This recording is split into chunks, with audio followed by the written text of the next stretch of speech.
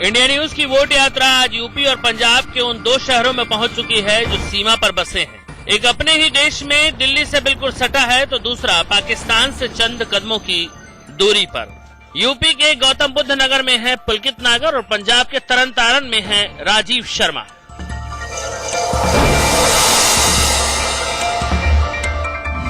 नोएडा वो जिला जिसमें पिछले 5 सालों में बहुत ज्यादा हंगामे हुए। किसानों ने हंगामा किया अपनी जमीनों को लेकर।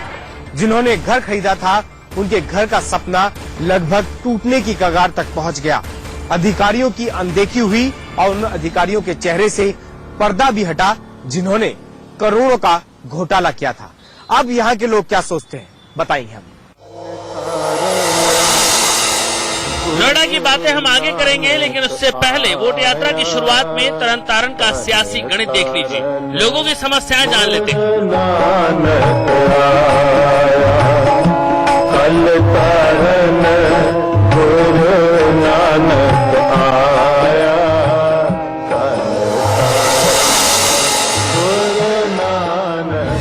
तरन जिले में इंडिया न्यूज की वोट यात्रा की शुरुआत हो रही है दरबार साहिब से। सिखों का पवित्र तीर्थ स्थल है और ये सरोवर जो आप देख रहे हैं इस वक्त, ये दुनिया का सबसे बड़ा सरोवर है। सारे गुरुद्वारों में इससे बड़ा सरोवर कहीं भी नहीं है। इंडिया न्यूज के लिए और बेहतर कोई जगह नहीं हो सकती थी इस वोट यात्रा को शुरू करने की। तरन तारन जिले में 4 कॉन्स्टिट्यूएंसी हैं, जिनमें से एक पर कांग्रेस है, 3 पर अकाली है। और अगर बात करें एमपी सीट की तो वो अकालियों के हाथ में है। तरन तारन जिले में जो लोग हैं वो क्या राय रखते हैं, क्या परेशानियां हैं, क्या मुद्दे हैं, इस बार लोग किस सरकार और किस दल की तरफ आगे बढ़ना चाहेंगे, इस बारे में जानने की कोशिश करेंगे। तरन तारन की हर बात हम तफसील से करेंगे, लेकिन अब बात गौतम बुद्ध नगर की। हो सकता है कि कुछ लोगों को ये मालूम न हो कि नोएडा, ग्रेटर नोएडा जिस जिले में आता है वो यूपी का गौतम बुद्ध नगर है, जिसे 70 के दशक में बसाने की शुरुआत संजय गांधी की अगुवाई में हुई थी। आज ये शहर दुनिया के चुनिंदा शहरों में शामिल है। ऊंची ऊंची इमारतें, एमएनसी के ऑफिस, आईटी कंपनियों का हब, चमकती सड़कें, कतार में एक के बाद एक खड़े शॉपिंग मॉल, ये आज के नोएडा की पहचान है। दिल्ली से सटा होने की वजह से जो विकास नोएडा में हुआ वो गाजियाबाद, फरीदाबाद का नहीं। मेहनत से भरा है आम आदमी, फिर भी रोजी रोटी को मोहताज है। आज भी सोते हैं लाखों भूखे, फिर किस बात पर हमें नाज है। लेकिन ऐसा नहीं कि गौतम बुद्ध नगर में विकास की गंगा है, सहूलियतों का अंबार है तो समस्याएं नहीं।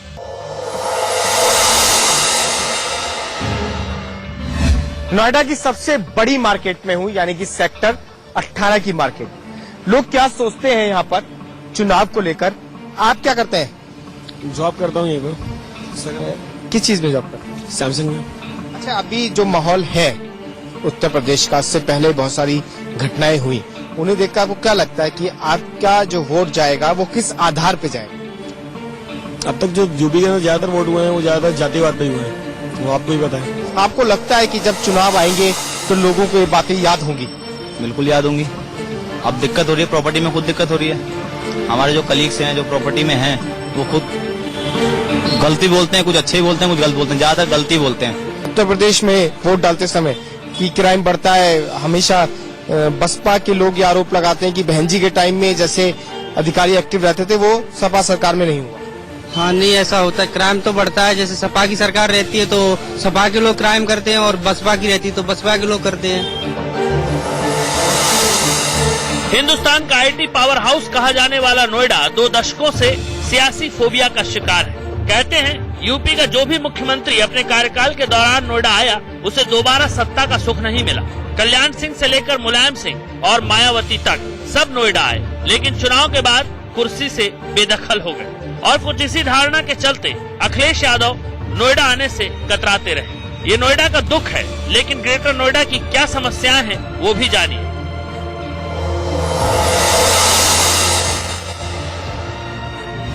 आपके गांव के कितने बच्चे नौकरी पे हैं? मुझे लगता है कि कोई जो आज से 20 साल पहले 25 साल पहले कोई नौकरी पे दिल्ली पुलिस में यूपी पुलिस में चला गया हम चले गए। सरकारी नौकरियों में हाँ। ये इतनी सारी प्राइवेट कंपनी लगी हुई है। प्राइवेट कंपनी लगी कहाँ यहाँ? कोई सरकार कुछ कर रही है, न बीजेपी कुछ कर रही है, न सपा कुछ कर रही है, न बसपा ने कुछ किया। यहाँ पे युवाओं को शोषण हुआ है। रोजगार का जो मुद्दा उठा है, रोजगार कोई किसी बच्चे के पास यहाँ रोजगार नहीं है, शिक्षा का कोई व्यवस्था नहीं है। सियासत से अलग गौतम बुद्ध नगर की एक कहानी ऐसी है जिसकी ख्याति पूरे भारत में है। वो है यहाँ का बिसरक गांव। इसे रावण की जन्मस्थली माना जाता है। यहाँ न रावण दहन होता है और न ही रामलीला का मंचन। अगर कुछ होता है तो रावण की पूजा। बिसरक का नाम रावण के पिता बिशरवा के नाम पर पड़ा, जो बाद में बदलकर बिसरक हो गया।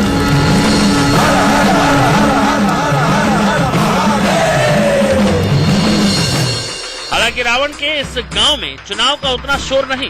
वजह है अनदेखी का आरोप, ऐसा लोग मानते हैं। नोएडा के बिसरक गांव में हूं, वही जगह जहां से बहुत सारी खबरें पहुंची कि किस तरीके से किसान नाराज है। जो बड़ी बड़ी इमारतें बनी उसमें जिस ने अपना फ्लैट लिया उसे दिक्कत आई और किसानों ने आरोप लगाया कि सरकार के वक्त जो वादे किए गए सरकार बनने से पहले वो पूरे नहीं हुए। अखिलेश कह रहे हैं काम बोलता है, तो काम बोल रहा है क्या कुछ? हमारे यहाँ तो कोई काम नहीं बोला, पूरा में इसने किया होगा, यहाँ तो नहीं। बहुत सारे दावे मोदी जी ने किए, कुछ फायदा हो रहा आपको? भैया हमें तो फायदा जब दिखे जब किसान को कोई भला करे।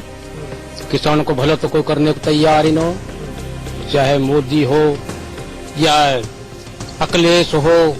अभी किसानों के बारे में तो हित में कोई बोल ही न रहे। हम तो वोट जब देंगे जो हमारे चुनाव करवाए ना प्रधानी के, अब रास्ते में पानी भरे खड़े। वादे किए थे वो वादे ये सपा सरकार नकार रही है, इसलिए हमारा जो अब इस टाइम बसपा के ज्यादा की तरफ ज्यादा है, एनजी की तरफ ज्यादा है। वाया लखनऊ दिल्ली पाटने की शुरुआत इसी नोएडा के यमुना एक्सप्रेस वे से की गई। खैर, अब पंजाब की धरती तरन तारण आपको ले चलते हैं।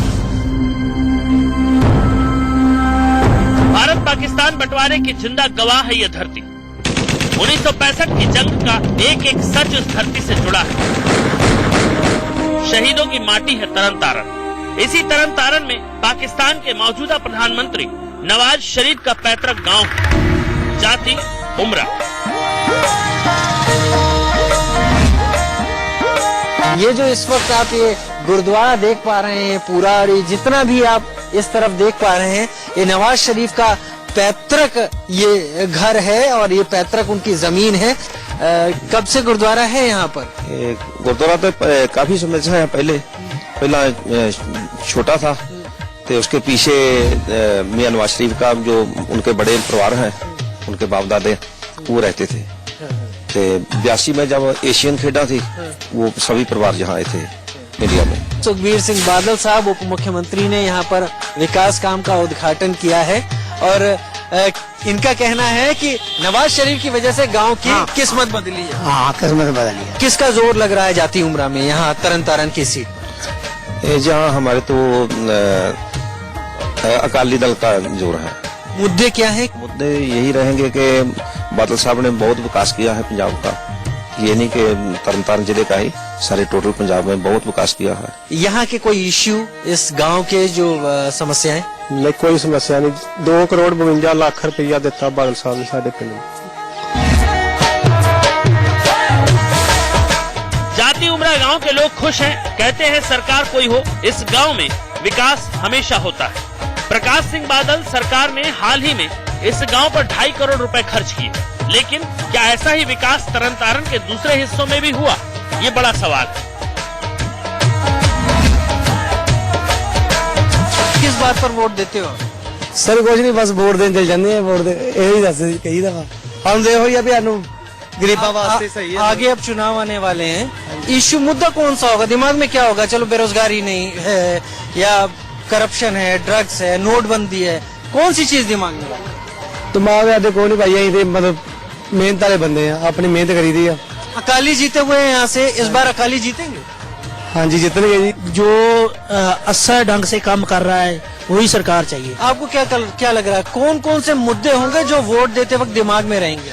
ਇਹੋ ਮੁੱਦੇ ਹੋਣਗੇ ਵੀ ਦੱਸੋ ਵੀ ਜ਼ਿਮੀਂਦਾਰਾਂ ਦਾ ਕੀ ਸੋਚਿਆ ਵਾ, ਕੀ ਜ਼ਿਮੀਂਦਾਰ ਕਿਹੜੀ ਫਸਲ ਬੀਜਣ ਵੀ ਜਿਹੜੀ ਜੇ ਇਹ ਚੁੱਕਣਗੇ। नेताओं का ये कहना है जो प्रतिनिधि आए वो तय करेंगे कि आगे क्या होने वाला है। प्रधानमंत्री नरेंद्र मोदी का उत्तर प्रदेश में चुनाव लड़ना चाहते हैं तो चुनावी माहौल बन चुका है। चुनाव लड़ेंगे तो